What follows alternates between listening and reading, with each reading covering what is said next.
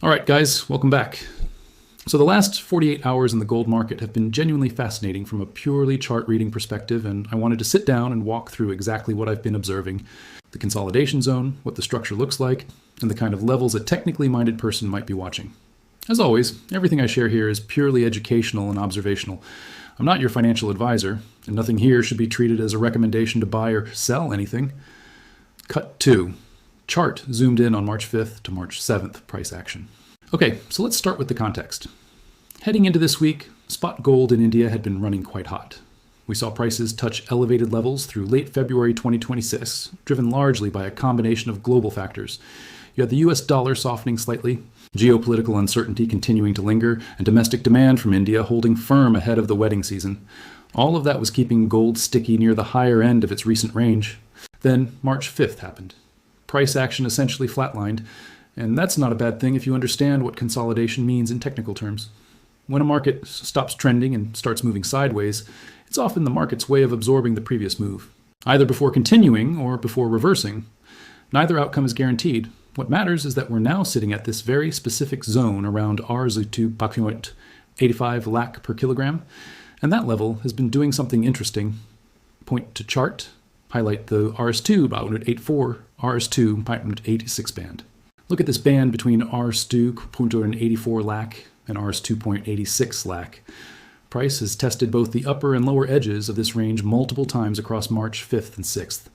Each time it pushed toward Rs2.86, sellers came in. Each time it dipped toward Rs2.84, buyers stepped up.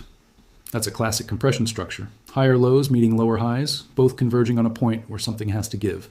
Now, from an educational standpoint, when traders observe this kind of structure, they typically talk about two scenarios.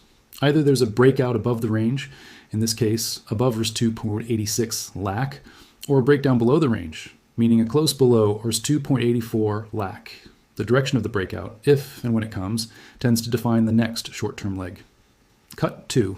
Entry-level annotations on chart.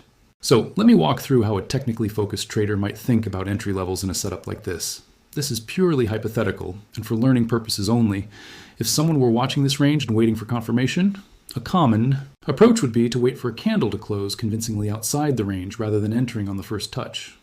The reason for that is what's called a false breakout, where price briefly spikes beyond the range, triggers entries, and then snaps back inside. That can sting. A conservative approach would mean watching for a 15 or 30-minute candle close above Rs2.86 lakh before considering a long trade, or a similar close below Rs2.84 lakh before considering a short thesis. The entry isn't at the exact breakout level, it's after confirmation. That small distinction makes a significant difference in how many fakeouts you absorb over time. Cut 2. Exit level and risk management section of chart. Now let's talk about exits and risk, because honestly, this is the part most people skip. And it's arguably the most important part of any trade framework. When you're dealing with a consolidation breakout setup, the logical place for a stop loss from an educational perspective sits just back inside the range.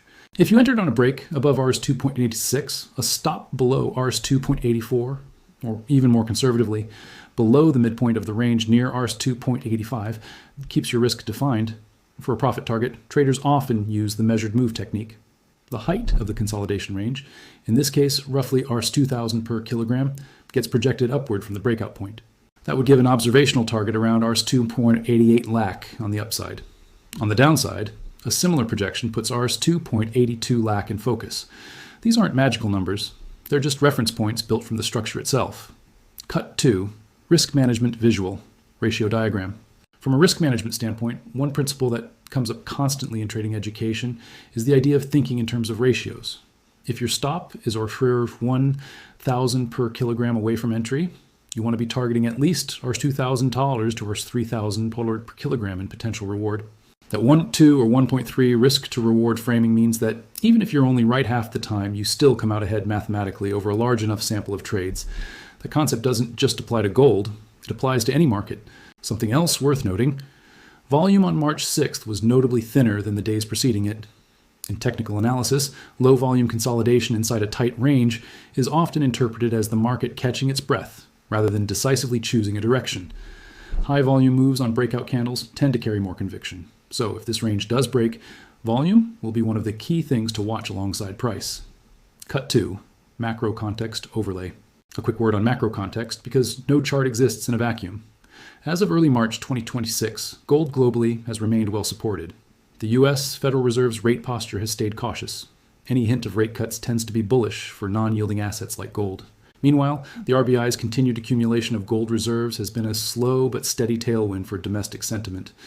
None of that tells you exactly where price goes next, but it does provide a backdrop for why this particular support zone at RS284 lakh has held so far.